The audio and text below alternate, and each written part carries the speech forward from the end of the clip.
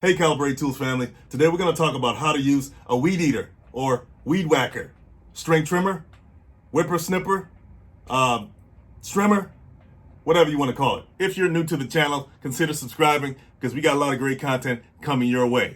I'll see you right after this.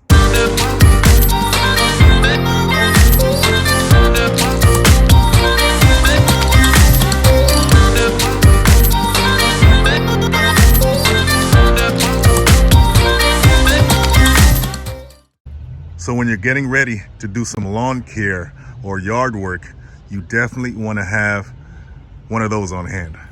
What are those over there? Those are weed eaters.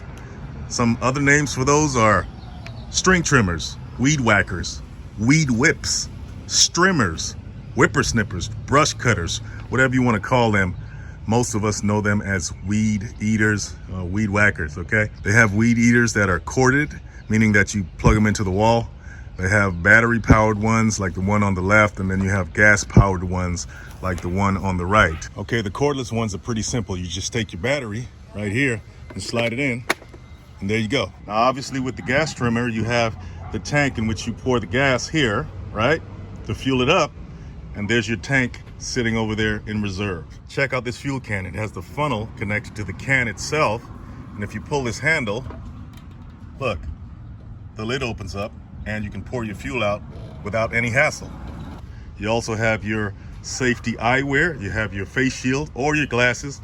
I recommend using a face shield as much as possible when you have debris flying around. You want to protect not just your eyes, but your whole face. Then you have an extra battery sitting on the charger for when that one runs out. You also want to protect your lower portions. You want to have a sturdy pair of shoes on, boots, preferably to stop any flying debris like rocks or anything that may get whipped up from hitting you. Same with the pants. You want to have a sturdy pair of pants on, work pants as well. And don't forget your gloves. Gotta have those. All right, so this is what does all the cutting or the trimming of the grass or the weeds, okay? This thin piece of string here, or nylon.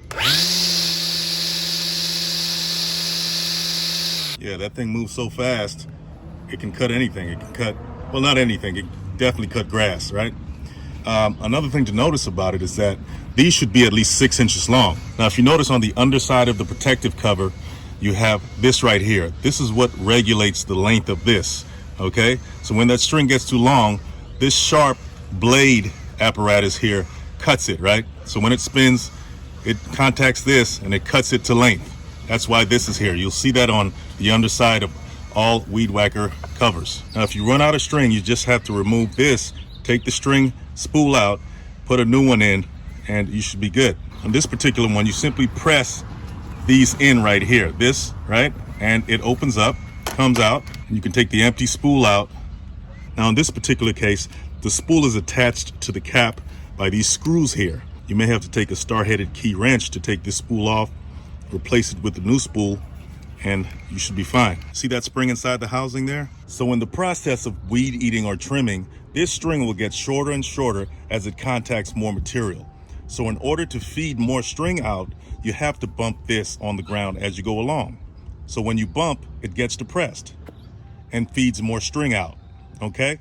So the spring inside returns this after it's bumped to its original position. That's why the spring inside is called the bump spring. You want to insert the strings back into these holes right here when you're reinstalling new string.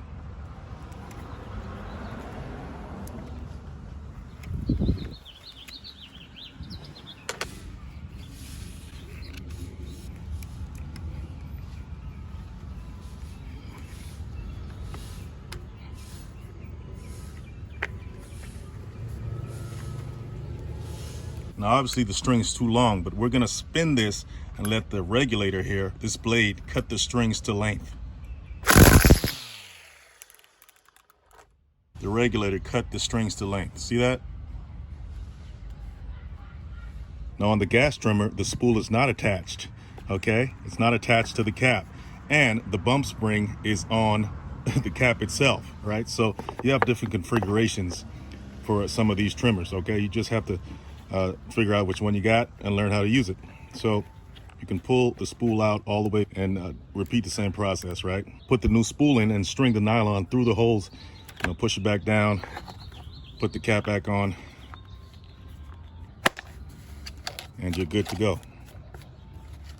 So for the gas-powered machine, we're gonna have to prime it first, right? To get the fuel up to the carburetor. So what we're gonna do is press this right here. It's kind of a soft plastic, and you can see the fuel in there. Just press that a few times to prime it, to bring that gas up, that fuel up. All right, make sure the choke is on the appropriate start position. You wanna make sure that the switch is on.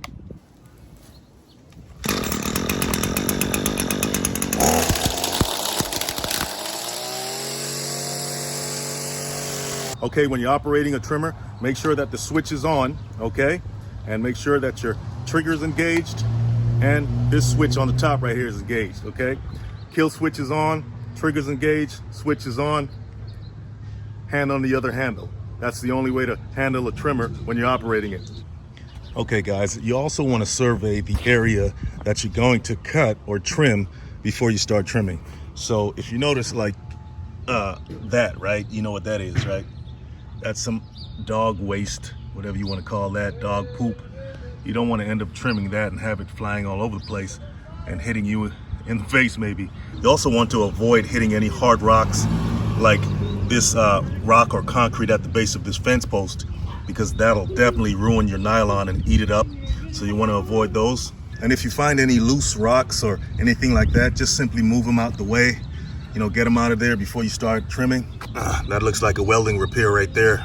Anything that can be detrimental to the trimmer, including the cord.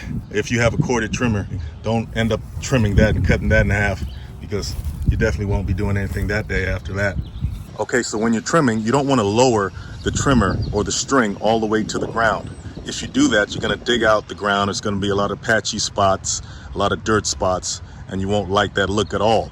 So whatever you don't get, you can go over with a lawnmower, and that'll take care of any excess that you don't like. But don't lower it all the way to the ground.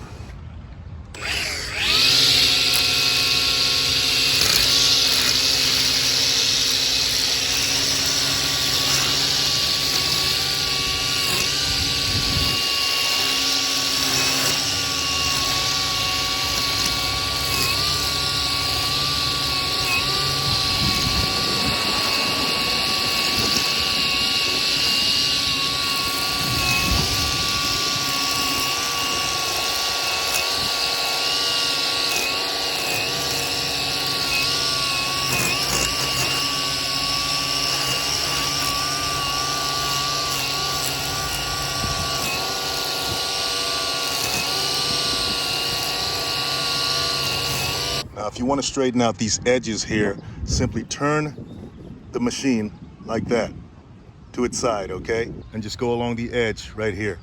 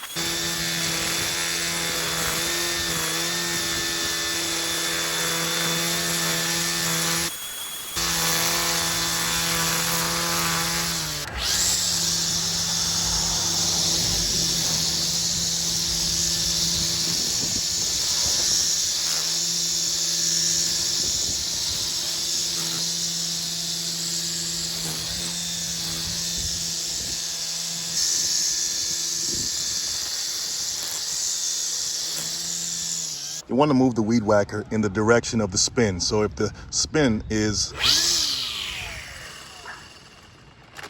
clockwise, you want to move from left to right, side to side, about a foot apart.